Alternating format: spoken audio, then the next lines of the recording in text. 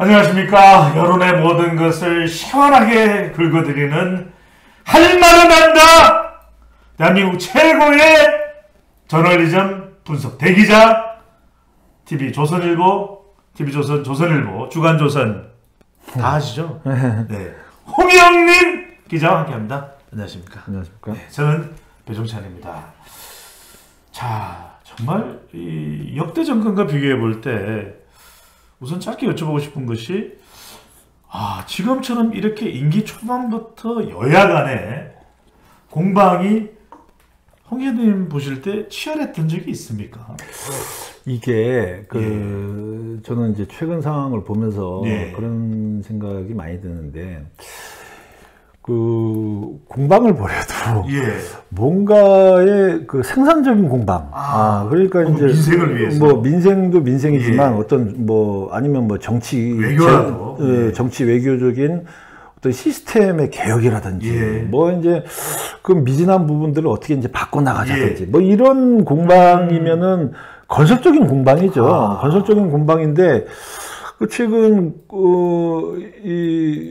민주당의 김의겸 의원이 제기한 뭐 청담동 술집 청담동 동배가 가시고요. 그 의혹설과 관련해서 이렇게 가만히 보면 물론 이제 뭐 대통령이나 법무장관이 그 청담동 가서 술을 먹었다면 뭐 그 사안 자체도 뭐 여러 가지로 이제 논란이 벌어질 수밖에 없다라고 이제 생각은 드는데 그게 전혀 근거가 없는 얘기라면 이거는 분명하게 이제 뭡니까 국회의원 면책특권 뒤에 숨어서 이거 선동하자는 거다. 대장동과 관련된 민주당의 그 위기, 뭐 그런 국면에서 뭔가 이거를 좀 뒤엎을 만한 그런 소재로 삼은 거 아닌가. 근데 그런 느낌이 들 수밖에 없는. 그렇게 보신다는 거죠. 자, 지금 방금 전에 말씀드렸던 것이 여러분들 오늘 특히 이 코너는, 이 방송은, 이 주제는 여러분들이 구독, 좋아요를 또 특별히 많이 해주시면 좋겠습니다. 여러분들의 구독과 좋아요가 여론고수의 생명이 되고 있습니다. 자, 김의겸 의원이 지난 국정감사에서 한동훈 장관을 직접 날린 바로 청담동 지하바 의혹 사건입니다. 지난 7월 19일부터 20일로 넘어가는 새벽 1시부터 3 사이에 윤석열 대통령이 김앤장 30여 명의 변호사들과 술자리를 가졌다.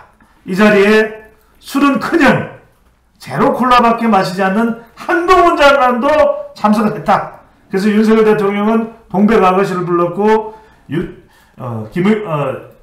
한동훈 장관은 가수 윤도현의 노래를 불렀다. 자, 40여 년의 데이터 탐색 그리고 현장 취재 경험을 가지고 있는 홍영님 기자의 촉으로 또 관련 내용에 대한 종합적인 분석으로 이거 사실입니까? 가짜입니까? 뭐 사실이다 가짜라고 하는 거는 뭐 아직까지 이제 여야의 공방이고. 공방 수준의 홍 기자님의 의견입니다. 제 의견이요? 저는 99% 가짜라고 생각하죠. 99% 가짜라고 생각하죠. 그런데 홍 기자님 보시기에 이거 가짜라고 보는데 김의겸 의원이 그래도 국회의원이고 한겨레 신문 기자까지 역임을 했고 청와대 대변인까지 한 사람이 이렇게까지 강하게 주장하는 이유는 뭡니까? 더 탐사에 열린공감TV의 강진구 기자도 한겨레 신문에 나올 만한 대학도 나왔고 그래서 취재했다고 그러고 이거 사실인 것처럼 이렇게 사실이다라고 보도하는 물론 이제 홍 기자님의 의견은 말이 안 된다. 자, 그런데 이 일이 벌어지고 있는 이유는 뭘까요? 이게 가짜뉴스라고 한다면 그 본인이 가짜뉴스인지 모르고 얘기했는지 아니면 뭐 믿고 얘기했는지는 뭐 제가 그거는 뭐 정확하게 잘 모르겠으나 만약에 이제 가짜뉴스라고 해도 실익이 있으니까 했겠죠. 실익이. 자, 가짜뉴스라고 가정을 하고 가짜뉴스라고 뭐 이제 홍 기자님은 가짜뉴스라고 보시는 거니까 그럼 이렇게 하는 실익이 뭡니까? 정치자금? 지금 쏟아지고 있다고 그러죠? 그래요? 네, 정치자금 김의겸 의원에게 쏟아지고 있다고 그러고. 그리고 이제 자기의 존재감을 뿜뿜하네요. 그리고 뭐 그저께 저희 조선일보 정치부장이 쓴 칼럼에서도 보면 예. 그런 얘기 있는데 이제 어떤 한 국회의원이 과거에 뭐 예. 요즘 얘기가 아니라 과거에 그냥 사실 뭐 거의 300명 되는 국회의원 중에서 존재감 없는 국회의원 굉장히 많잖아요. 뭐 우리가 이름도 한 모르는 250명은 모르겠어. 그렇죠. 근데 이제 점잖고 합리적이고 뭐 상임위원회에서도 뭐 아주 그냥 점잖게 이렇게 하던 분이 어느 날 갑자기 이제 한번 세게 장관이나 뭐 그 증인들한테 약간 이제 엄포도 놓으면서 조진다. 뭐 이렇게 했더니 당 지도부에서 전화가 오고 잘했다. 그리고 이제 뭐 그쪽 지지층들한테도 뭐 이 성원이 답지하고 그러면서 다음 공천은 너는 문제 없겠네. 공천. 네.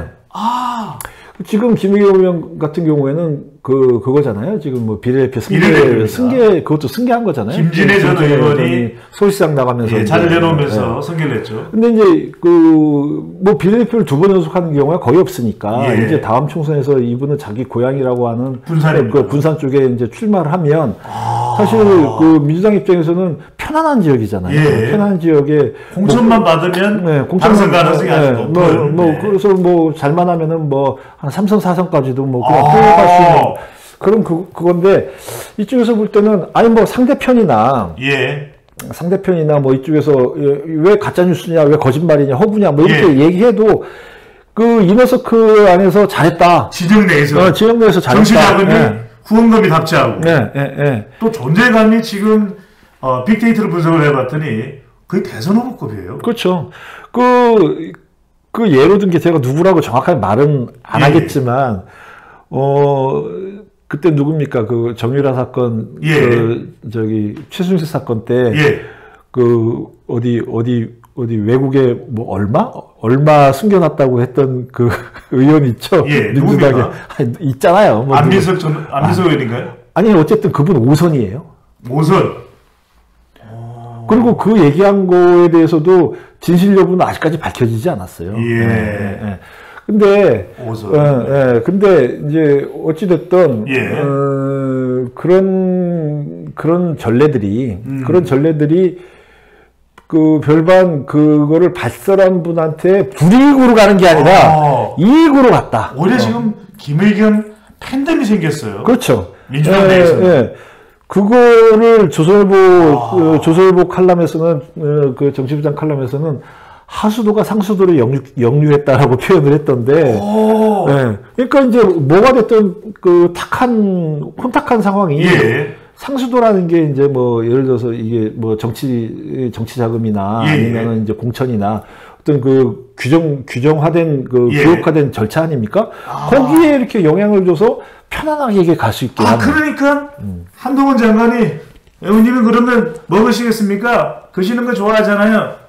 전 장관직도 그렇고 앞으로 제 공인으로서의 모든 걸 다 그겠습니다. 먹으시겠어요? 선뜻 김의겸 의원은 국회의원직을 건다 이걸 못하겠네요.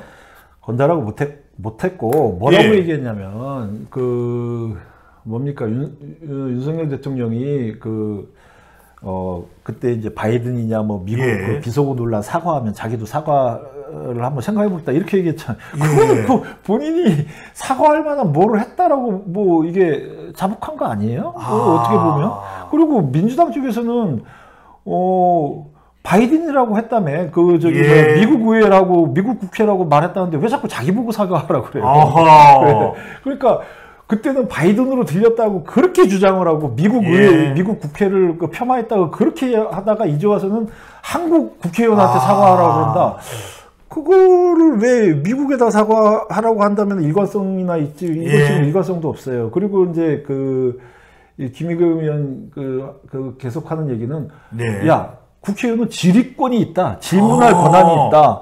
나는 물어본 거다. 난 계속하겠다. 아니 질문 못하느냐. 그러니까 난 그런 건 없다. 아니 근데 내가 이게 사실 여부를 떠나서 물어본 거다. 근데 물어보지도 못하게 하냐. 뭐 이제 뭐 그런 논리잖아요. 근데 그러면 역으로 이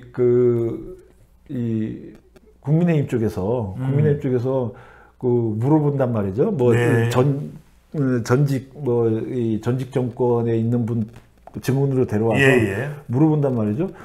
전직 정부의 그 중요한 요직에 있던 분들이 간첩이라는 얘기가 있는데, 저기 인천 앞바다에서 잠수함 타고 평양 가서 저기 그 공산당 교육받고 왔다는 얘기가 있던데, 그거 사실입니까? 이렇게 물어봐도 그게 합당한 질문이냐 이거죠.